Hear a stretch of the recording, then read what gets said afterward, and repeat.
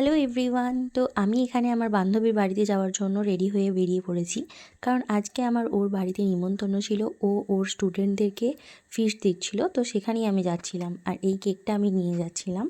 আর আমি এখানে দাঁড়িয়ে দাঁড়িয়ে ভাবছিলাম, যদি আমি গিয়ে বাচ্চাগুলোর সাথে মিশিয়ে একটু বিগড়ে যাই, তারপরে ভাবলাম চলেই যাই।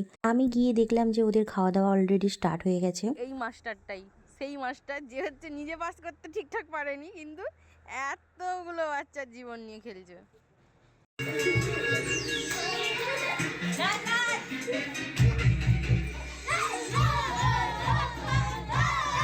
সব সমবয়সীরা এক জায়গায় পড়ে গেলে যেটা হয় আর কি, সেটাই হচ্ছিল।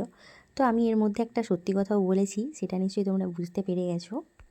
আগে আমি খাই, তারপরে রিভিউ দেবো। থাক, ওদের তো হয়ে গেছে। বিরিয়ানিটা ভালোই হয়েছিল কিন্তু। ফিস্টের দিনে এরা কেন শ্বশুর বাড়ি শুনছে আমি তো বুঝে উঠতে পারছি না।